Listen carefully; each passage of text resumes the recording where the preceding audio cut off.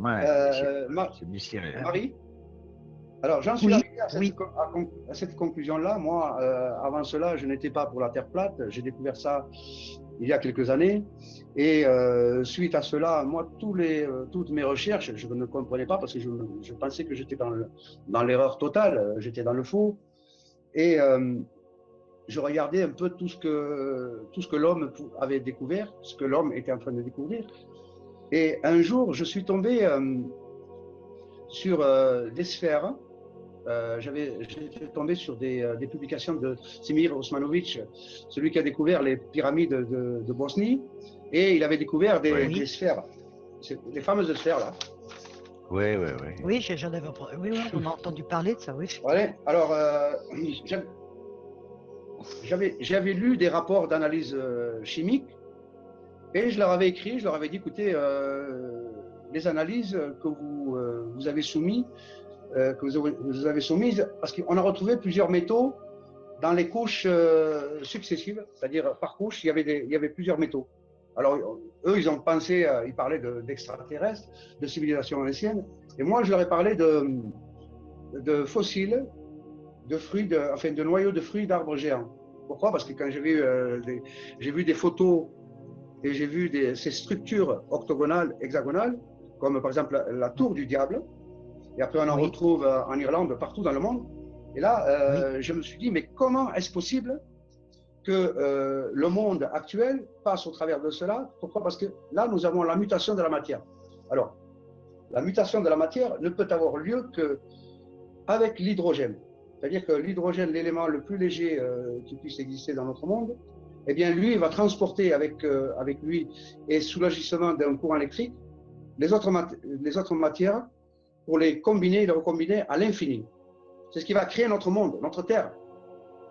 C'est-à-dire que moi, je suis parti sur un arbre géant qui à l'origine a créé notre monde. Je ne parle pas de la Terre complète parce que c'est très long. On ne peut pas créer quelque chose sur quelques millions d'années. Donc, les âges que nous avons donnés de l'univers, si on représente notre Terre comme l'univers, le centre d'un tout, eh bien, tout est faux. Il faudrait aller au-delà de ça. C'est-à-dire qu'il faut envisager un monde où il n'y a plus d'oxygène. Un monde où sous nos pieds, il y a des acides, il y a du soufre, et que cette matière, elle est transportée, elle est façonnée d'une manière très intelligente. Donc, ce sont ces arbres-là qui nous constituent à l'heure d'aujourd'hui. C'est-à-dire que les arbres que nous voyons maintenant ne sont que les fractales de ce qu'il fut jadis. C'est-à-dire que c'est infini et c'est inimaginable. Ça va au-delà de notre compréhension. Alors quand j'ai vu le labyrinthe de la cathédrale de Chartres, puisque vous habitez pas loin à Rambouillet, c'est pas loin de chez vous, ça. Renaud. Marie? Non, moi je suis pas c'est Renaud qui est à Rambouillet. Renaud. D'accord. Alors à Rambouillet, il y a la cathédrale à côté, il y a Chartres et vous avez cette cathédrale où vous avez ce fameux labyrinthe. Vous regarderez le labyrinthe, il ressemble à une bobine Tesla. Ah, d'accord, oui. Intéressant. Et là, vous avez au centre, vous avez une fleur qui représenterait un arbre. Et vous suivez le labyrinthe, là vous avez notre monde. Et quand vous arrivez à l'extrême, c'est l'Antarctique. Et si vous mettez plusieurs labyrinthes les uns sur les autres, en faisant circuler un liquide différent, dont notamment du pétrole, des acides, de l'eau douce, de l'eau salée, voire même de la lave, eh bien, dans l'Antarctique, vous aurez la thermoélectricité. Donc, notre monde est une génératrice électrique. Oui. Il date de quand, ce labyrinthe? Ce sont les architectes qui l'ont construit. Donc, ce sont au moment de la cathédrale, de la construction de la cathédrale de Chartres. Ah oui. Oui. D'accord. Donc, il y a certains lieux où les gens comme vous et moi, on ne s'est pas posé des questions, donc il faut essayer de chercher. Bien sûr. Voilà. Juste une petite question. Vous datez justement alors la période arbre géant à combien dans le temps par rapport à nous? Plusieurs milliards d'années. Ah oui, carrément. Ah ben oui, non. Donc la Terre, nous sommes dans un cycle où ce que nous voyons dans notre monde, quand on nous a fait croire que certaines montagnes sont des volcans, alors qu'en réalité ce ne sont pas des volcans, ce sont des souches d'arbres. Mais maintenant, on le voit bien, c'est évident. Voilà. Vous regardez les Pyrénées, vous regardez les Alpes, vous regardez la chaîne des Balkans, voire même d'Italie. Eh bien, quand il y a des tremblements de terre, qu'est-ce que c'est? Eh bien, ce sont ces racines dans lesquelles circulent des gaz et qui vont créer le tremblement de terre. Pour moi, le magma n'existe pas. C'est faux. C'est faux. Ah bon? Alors, ce qui sort des volcans, ce serait quoi alors? Ben, c'est de la lave. Mais de la lave qui peut être produite naturellement. Oui. Elle vient d'un centre, mais qui gère plusieurs mondes à la fois. C'est-à-dire que si vous envoyez des courants électriques, c'est-à-dire comme une plaque à induction, et en même temps vous envoyez de l'eau, vous créez de la vapeur, vous envoyez un courant électrique, et vous avez de l'hydrogène et de l'oxygène. Ça maintient tout cela en fusion. C'est pour pouvoir permettre la vie dans notre monde. Ça donne le vertige, hein, tout ce... Quand l'homme dit qu'il a inventé, il n'a rien inventé. Il faut se référer à la nature, voir un peu qu'est-ce qui peut se passer. Alors, je vois qu'il découvre. Il n'invente rien, mais il découvre ce que le concept intelligent, le créateur, peu importe la source, peu importe, dans toute l'intelligence, dans tout ce qui pousse, dans tout ce qui... Même... Alors, je vois, il y en a qui disent, attention, messieurs, vous prenez le chemin du Draxil. Le Draxil, c'est l'arbre du paradis. Il est cité dans toutes les religions. Hein. Oui, c'est vrai. Même en Inde, même dans les religions polythéistes, voilà. Etc. C'est vrai. Ce que les gens ont oublié, Hassan, qu'il y avait deux arbres dans le paradis.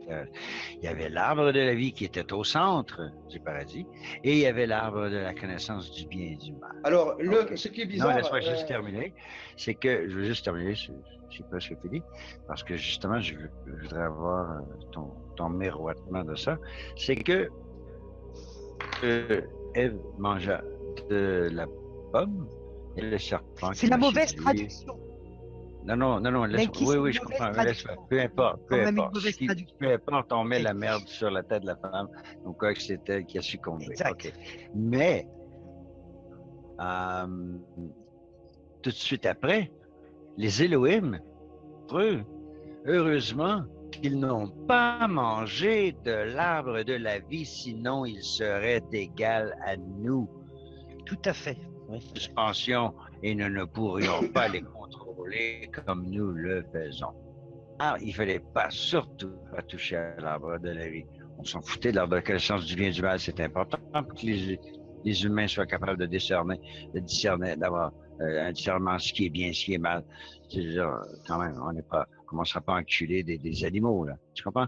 Donc, il fallait savoir. Non, mais il faut connaître le bien et le mal. Alors, parce que de notre conscience, on a un choix à faire. On choisit de faire le bien ou on choisit de faire le mal. Et selon qu'on choisit l'un ou l'autre, ben, il y a tout un univers, il y a tout un monde qui est avec. GSN. Alors, je voulais, pour étayer un peu, c'est-à-dire que quand on parle du réchauffement climatique, quand on parle de l'eau, et qu'on nous a fait croire qu'un jour elle finirait par disparaître, quand on regarde notre monde, quand vous avez des hommes qui ont construit des barrages, qui ont détourné des rivières à leur propre insu, je pense au Nouveau-Mexique, et l'eau alimente Las Vegas, et ailleurs, il n'y a pas d'eau. D'accord. Alors là, je suis entièrement d'accord. Mais quand si on refroidit l'air de l'atmosphère, on va capter de l'eau. Donc, la nature par elle-même, elle équilibre cela, mais si on détourne ou si on crée des réchauffements voulus, je pense à ARP, c'est-à-dire la manipulation de l'atmosphère, on va créer des déséquilibres. Et c'est depuis que l'homme moderne, actuel, a essayé de modifier le climat, qu'il il y a eu des éclatements, il y a des guerres, on est parti vers le pétrole. On est études inventées comme il avait fait Nikola Tesla, progresser dans ce qu'il avait fait, c'est-à-dire les courants électriques. Normalement, on devrait circuler avec des voitures toutes électriques. Et là, nous sommes encore à l'âge de pierre. Alors, pour revenir à cet arbre, l'arbre du paradis, ou l'Éden, ou le Draxil, même les bouddhistes en parlent, puisque vous avez Bouddha qui était assis sous un arbre. Exactement. Ouais. Et comment... Le Bodhi Tree. Non, il porte mon nom. Ah, Bodhi. Le Bodhi. Ah oui. Bodhi Tree, l'arbre de Bodhi. Voilà, c'était un hasard. Hein. Oui, c'est une coïncidence, il n'y a rien à craindre. Voilà. C'est bien. Vas-y, Bodhi. Alors, on va revenir à Nikola Tesla quand il parle de cette énergie qui nous entoure. Alors, on va parler un peu de la foudre. Qu'est-ce que la foudre réellement? Alors, la foudre, elle ne peut pas avoir lieu dans la stratosphère.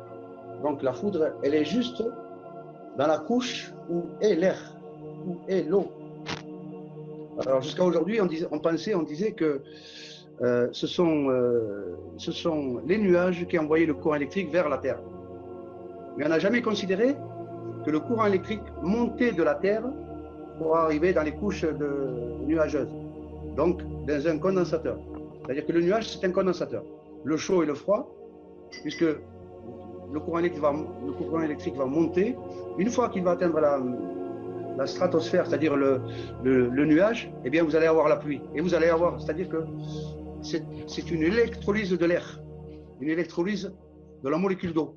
Donc, ce plasma, cet orage. Donc, l'orage, il se fait en 2 temps, et non pas un temps. C'est-à-dire, le courant monte, mais il redescend. Et les anciens le savaient.